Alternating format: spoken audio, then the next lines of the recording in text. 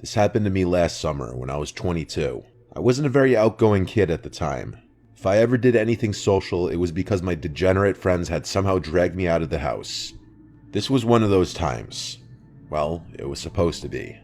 My friend Philip invited me to a house party at like 8 p.m. It was pretty spontaneous, but I had nothing going on, so I reluctantly agreed to go with him.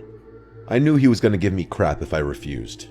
I can't even lie though, the idea of a party, even with strangers, sounded more appealing than being alone. Philip was a few towns over from me, so it made more sense for us to drive separately instead of going together. He gave me the Addy and I was on my way. The literal second I pulled onto the street, Philip bailed at the last minute. Rightfully so, I was super frustrated. How could he bail on me like this?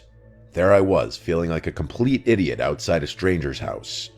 Annoyed but determined not to waste the night, I decided to go in. Drove all the way here, I thought, might as well go inside. I walked up the front steps and knocked on the door. The host, Randy, greeted me warmly. He was instantly likable, charismatic, and friendly without being a douchebag. He introduced me around, and things were actually less awkward than I had anticipated. People were really friendly to me despite not knowing who I was. There were even a few girls I had my eyes on. I decided to enjoy the party and hit the booze. Hard. It was getting pretty late, but the party was still raging. Admittedly, I might have overdone it with the drinking. At one point, I was so nauseous and dizzy that I needed a break. It must have been close to 2 a.m. at that point. I went upstairs to look for a bathroom, but they were all occupied. The house was deceptively big. Granted, it was probably the alcohol, but I was literally getting lost stumbling through the maze of hallways up there. After making it to the top floor, I found a door leading to what seemed like an attic or storage room. Desperate for privacy, I figured it was as good a place as any to pull myself together. I groped around blindly for the light switch, but there was none. This was definitely an attic or something, as there was also dust everywhere. There was a window in the far corner which I opened, allowing the cool night breeze to wash over me.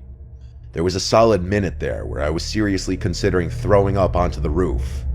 The breeze somewhat cured my nausea though, so I just kept my head hung out of the window. It was dark outside, and the quiet was a refreshing contrast to the boisterous chaos downstairs.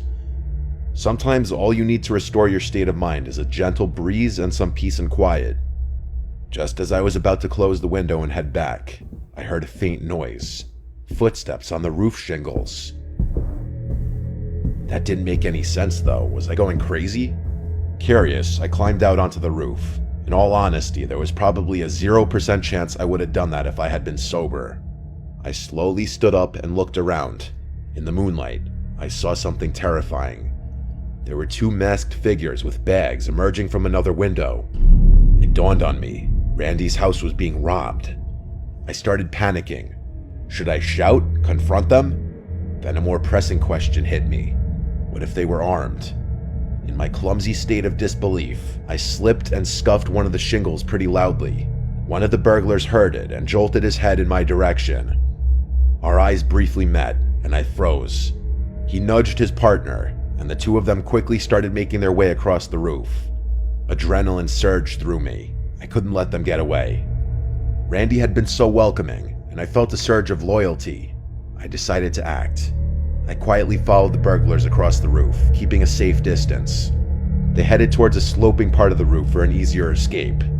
As they climbed down, I pulled out my phone to dial 911, but fumbled in my drunken state, dropping it. The phone clattered loudly and the burglars turned sharply. "Who's there?" one of them hissed. Heart pounding, I ducked and scanned my surroundings, spotting a loose roof shingle.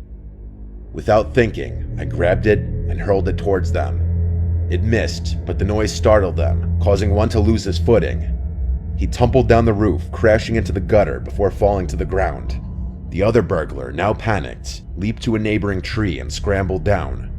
I rushed to the edge of the roof and saw the fallen burglar, groaning on the ground.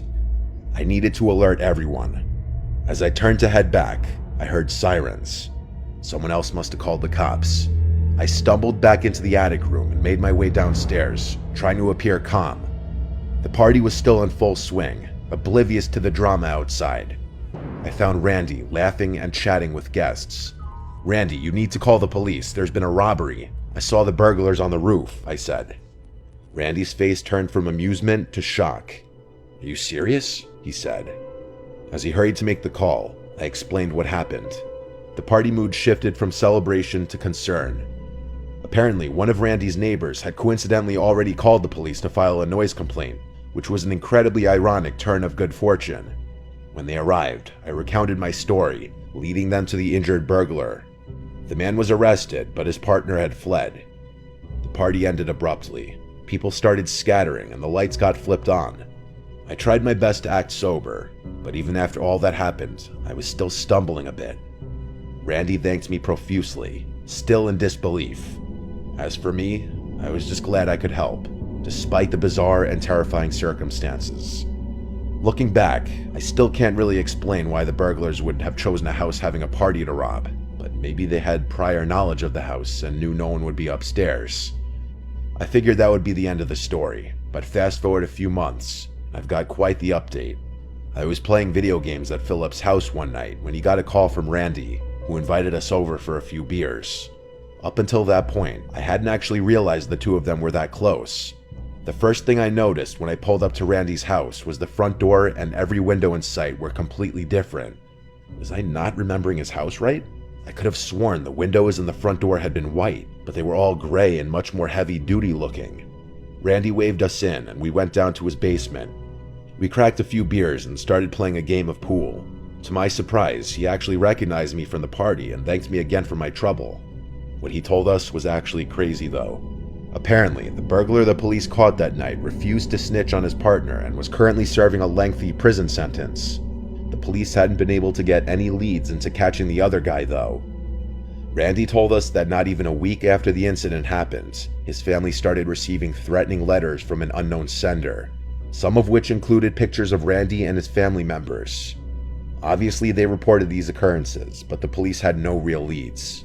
A month after that, Randy's mom noticed a suspicious vehicle circling the house at like 1 a.m. And a few days later, Randy's dad claimed that things in their backyard had been gone through and moved around.